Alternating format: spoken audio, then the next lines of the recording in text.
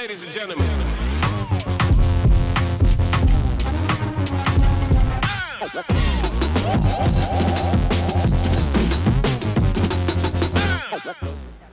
Okay, welcome back to Mike's Diabetes World. Let's just go and I'll review later in the day. But currently my blood sugar is sitting at 6. Perfect, don't need to do any control steps whatsoever. And if I scroll back, that is where my blood sugar is. If I go earlier in the day, I had this nice dip. I was higher and I dropped down. Now I'm at 6. So at 6, if I drop below, then we start taking control. But okay, don't need to yet. If I take a look at my blood sugars here, as you probably saw in the last video, because I'm taping a couple in advance just to get a little heads up. It's 92% time in range, 1% low, that's great, hopefully that'll disappear.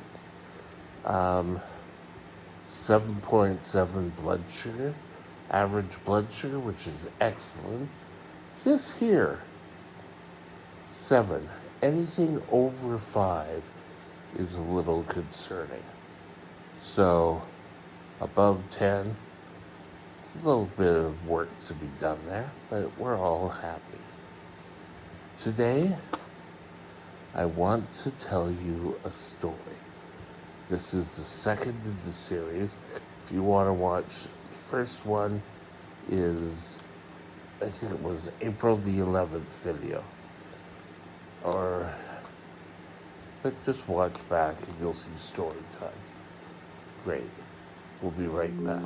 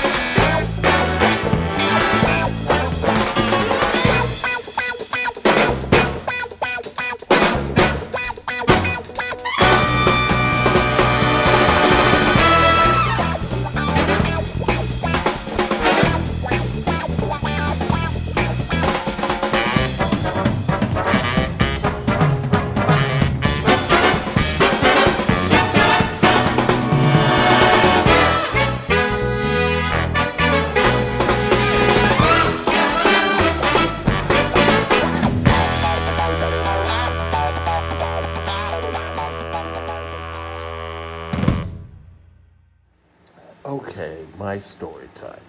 These are little snippets as I remember either what happened or if I was too stupid to take control and to learn. But you be the judge. Any comments left, just be positive. And we're all here to learn from one another. It's not sort of like, well, you should be doing this, and I'm right and you're wrong. That's not what we're here for. I had a cold. I had this cold for a while. I was working nights, and this cold wouldn't go away. And, okay,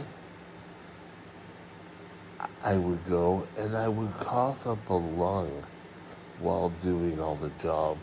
Went home, tried to get some rest. Couldn't get any rest because I was still coughing like crazy. I didn't have a doctor. Surprise, surprise. Aren't I the one always saying that you should get a doctor and an endocrinologist? Who was the idiot who didn't have any? That's me. So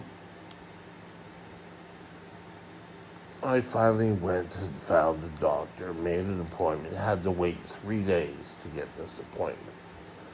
So I went, and the doctor says, well, you sound a little inflamed.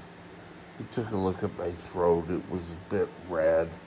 He said, I don't think you have strep throat, but we'll do a test because there's something going around. And because your chest sounds a little not gurgly, was it gurgly?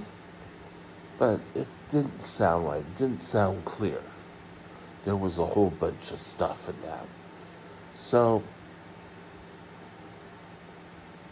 I said, okay, here's a prescription. Took the prescription, walked across the street, got it filled, went and bought milk at the 7-Eleven, and I was just so thirsty. I was craving any sort of liquid. While I was there, I got a, well, if you know 7-Eleven, where I worked, but this was another 7-Eleven. It was like almost a liter, I guess, a pop. I drank that quickly, and I was still thirsty. I opened up the container of milk and started guzzling, and by the time I got home, which really wasn't that far, it was down to there. So I'm at home. I get home. I'm really not feeling well.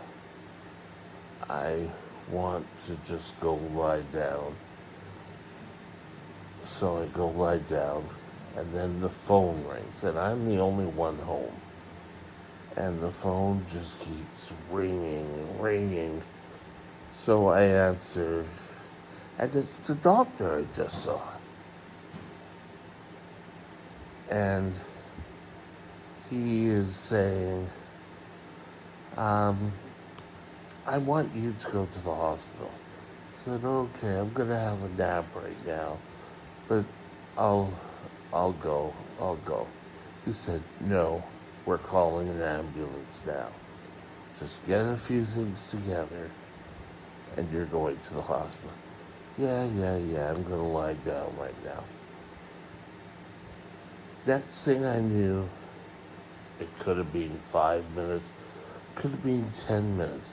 There was banging at my door. Now, we lived in kind of a little bit of a hill embankment, and I opened up the door and I said, what do you want? And they said, Michael? And I said, yes. We're here to take you to the hospital. And it was sort of like, I don't want to go. And I tried closing the door. The ambulance driver was a total pain in the butt. And thank God he was. He said, no, you're going. Let's just take a look at you first. And they did blood work, and I didn't do blood work, so they took temperature. I had a temperature. They listened. My chest was full. I said, I got these antibiotic pills, and I was really sort of losing it.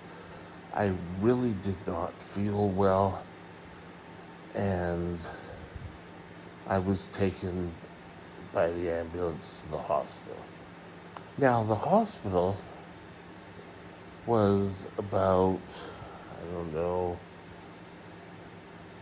5 to 7 blocks away.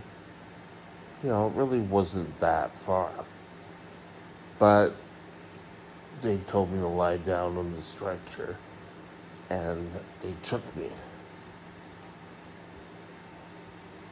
When I got there, I was taken right in, and they did a blood sugar on me. My blood sugar came back at 72.8. Now, for those of you who don't know, a normal diabetic's blood sugar is between 3 and 10. I'm up at 72.8. I'm close, if not close to 1,000 American units. Immediately, they started 3 IVs on me. I had one in each arm and one in the foot. I had a catheter put in. And, you know, I still wanted to drink all the time. But, not having to get up to go to the bathroom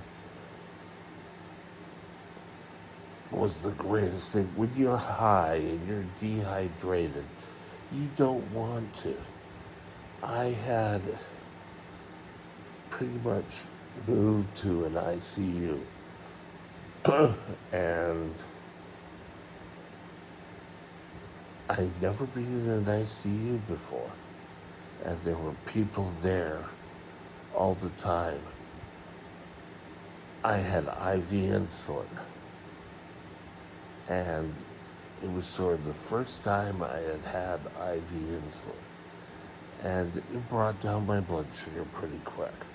I was on large dose. I could drink anything I wanted as long as it was sugar-free.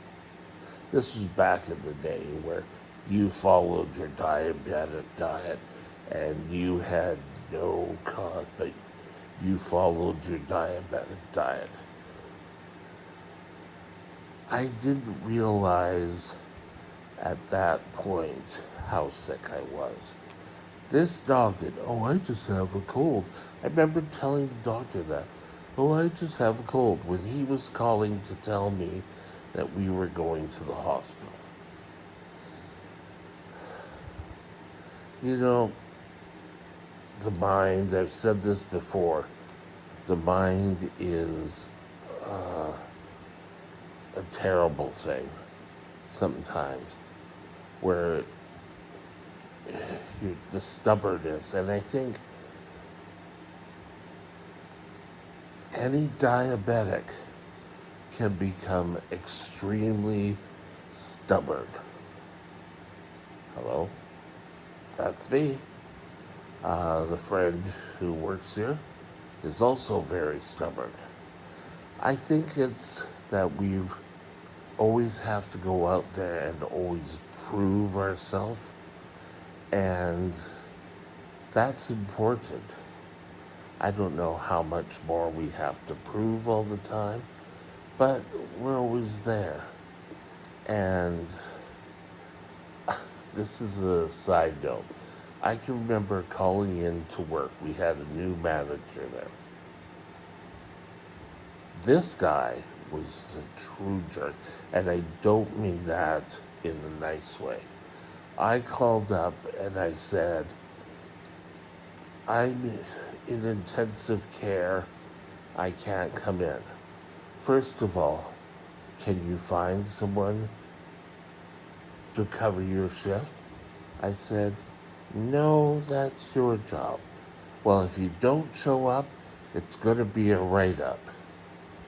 And I said, just try.